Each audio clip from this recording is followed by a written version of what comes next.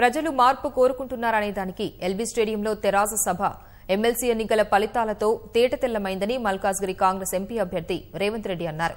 తనను గెలిపిస్తే ప్రజల కోసం ప్రశ్నించే గొంతుక అవుతానన్నారు.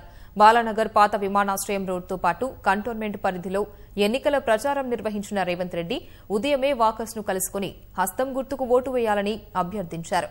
కంటోన్మెంట్లో ప్రధాన సమస్యగా ఉన్న రామన్నకుంట చెరువును సందర్శించిన ఆయన చెరువులోని గుర్రపు డెక్క తొలగించడం సహా పూడిక తీయించి మంచినీటి చెరువుగా మారుస్తానని హామీ ఇచ్చారు.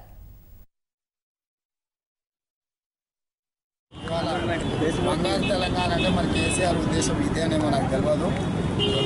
ఏదేమైనా ఈ నియోజకవర్గం అభివృద్ధి జరగాలంటే సమర్థవంతమైన నాయకత్వం ఉండాలి.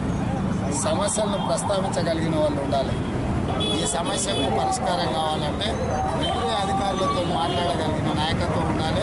ప్రతిపక్షం ఉండకూడదు, ప్రశ్నించకపోతే కనిపించకూడదని చంద్రశేఖరరావు గారు ఏదైతే కుట్ర చేసిందో ప్రతిపక్షంలో తెలిసిన శాసనసభ్యులు కూడా దండం కల్పించుకునే ప్రయత్నం చేసిందో ప్రజలందరూ గమనించారు. మన శాసనమండలి ఎన్నికలలో కేసీఆర్ గారు కోరుకున్నది ఒకటి, ప్రజలు ఇచ్చిన తీర్పు ఒకటి. వాళ్ళు 4వ స్థానం 3వ స్థానం 4వ స్థానానికి పరిమితమైంది. కేసీఆర్ పార్టీకి సంబంధించిన 16 పార్లమెంట్ సభ్యులు ఓడిపోతే పొద్దున్నే ఉదయం 6 గంటల లోపలనే కేసీఆర్ గారు డ్రైవర్ రాకపోతే కారు వదిలేసి పరిగెత్తుకుంటూ వచ్చి సచివాలయంలో కూర్చుంటారు.